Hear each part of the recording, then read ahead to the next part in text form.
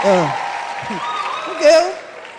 Because what I see in this generation, I'm blown away. Listen, don't marry I'm planning to. Do you know I'm planning to? I'm planning to actually, when somebody says actually 3 times in one sentence, it's not husband material. I'm planning to is not a job. If a man, see, I can understand if he doesn't have billions, but you must be, how can you go out? You can't buy pure water. So there's no water in the house. You wait for me to come home before you drink water. Never. Can't marry a man that is lazy. You must be doing something so that when I come, I will help that something be better. But for you to expect that you just, when you marry a woman, all your problems are solved. Because that's what I see in this generation. Can't marry a man that's planning to, since I know Pastor Gay says it so beautifully. He says, don't marry potential, marry a man's patterns. Don't marry his potential. Marry his patterns. You'll be looking now. He graduated at 25. He's now 39. He's been planning to, from that 25 to 39. How can somebody plan to for years? And they don't have small dreams, oh. It's big. They are planning to do big things. I'm planning to own a company that actually we're still doing I have all my business plan and all my actually it's just just investors who I'm still speaking to. So maybe we're just considering story. Bring out 10,000 naira, you cannot. I can't. So when I met Pastor K, he didn't have money. He didn't have a lot of money. But I could see that there was progress in his life. So I could see somebody had moved from Palo. By the time I came, they were already in Rochester Gardens. They were doing almost 3 services. So there was progress. Somebody that started with 6 people already had about 350 people. There was progress. He had a house where he was living. Not that all of us go and squat inside his room that he has been staying since he was 5 years old. We now move into his parents' house and we now come and join him in that room that was not big enough for him when he was 5. And then you are complaining that your mother-in-law is disturbing you. You can't have 2 queens in one palace. It's not done. And then he will not tell you, she's my mother, you're my wife. I don't want to get into the middle of this. You are this. You are not even in the middle. See, I cannot stand a lazy man, especially a lazy man a man who is lazy mentally. You can't have question ask him. You can't have issue. You know issue? When you have a problem that you have prayed, you don't know, you just say, honey, I don't know, how do I do this thing? Is that looking at you? I say, what? Oh. He must make an effort. There must be an effort. When I met Pastor K, he didn't have liquid. It wasn't liquid, like plenty money. But he had a house he was staying. He had a car he was driving. I saw his faith had produced. He had dreams that I knew that if I came on board and I put my own favor on it, it would produce. What do you want to do? I'm not really sure. I'm still believing God. For 25 years, you have been believing God. Even if God was wicked, maybe by 15 years, he should have answered you something. You can't be... I can't marry a lazy man, personally. So ladies, it depends on you. I also can't marry a man who is not secure. A man who doesn't have a healthy self-esteem. No. Because I am not going to dull my shine for you. There are things God has told me he will do in my life. So you have to also be doing something great and be confident in what you are doing. It's not that when I'm doing well, you will not be intimidated by it.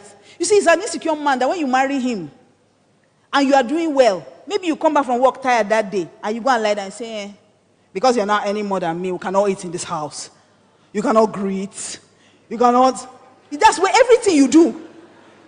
You go to the bathroom, he says, because you're now any more than me, you now decide to use the bathroom before me in the morning. What's the problem?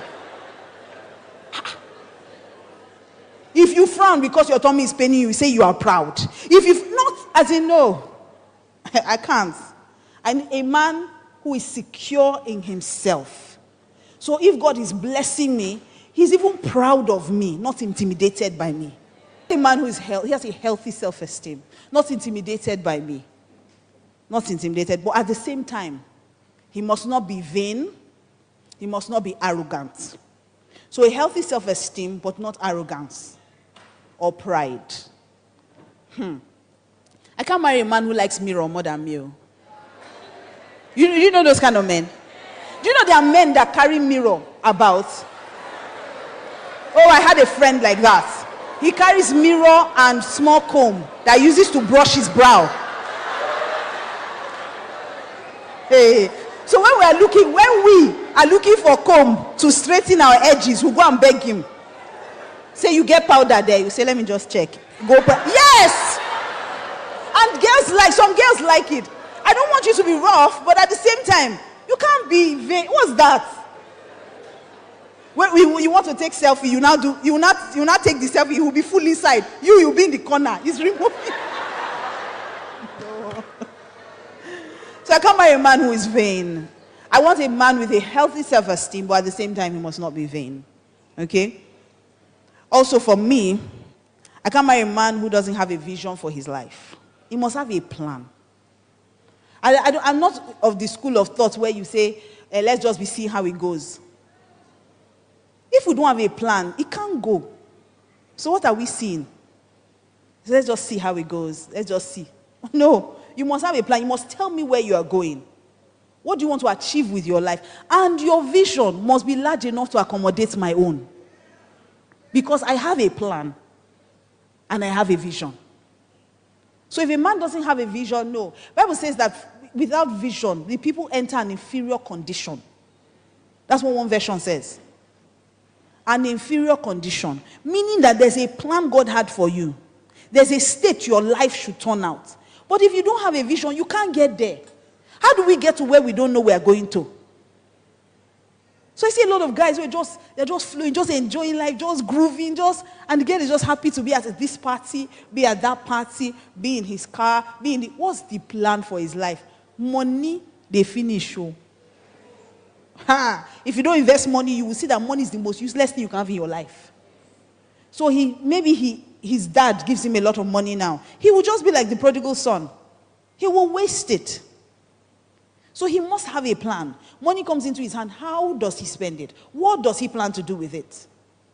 In the next 10 years, where does he see himself going? Praise God. Every woman should marry a man who is accountable. A man that does not have anyone that he's accountable to is a dangerous man. If he doesn't have mentors, he doesn't have pastor, he doesn't have anybody that he respects, he doesn't have anybody that if they call him, he will say, yes, sir. Hey, it's the most dangerous thing you can do to yourself. Because the Bible says that you will submit to him. See, all this love you are doing, when you marry, God expects that you submit to your husband in all things. But if you submit to someone who is not submitted to anybody, that's disaster going somewhere to happen. Nobody can call him and say, come, don't talk to your wife like that again in your life. Have you heard? And he will say yes, and he will change. I'm not talking mentor that you say, who is your mentor? You say, T.D. Jakes, John Maxwell, you know I'm into leadership. Nonsense. Does just John Maxwell have your number? Can we call John Maxwell and he will call you to order? He must have somebody that he respects, somebody that I don't have a problem. See, John Maxwell is all of us mentor. Is he not your mentor? Is not your mentor? It's my mentor. All of us mentor. So you cannot intimidate us. Because how is he mentoring you? It's not that you go to Latana and buy book. Me too know where we sell his books. But I'm talking about somebody that if your head is touching or a wire gets loose, because it always does, at least once or twice in every marriage, there must be something. The man will just think, I know what I'm doing. You don't know what you are doing. And if I tell you, you will not listen. So I have to call your pastor and say, sir, that thing you told me that his brain will lose, it is loose.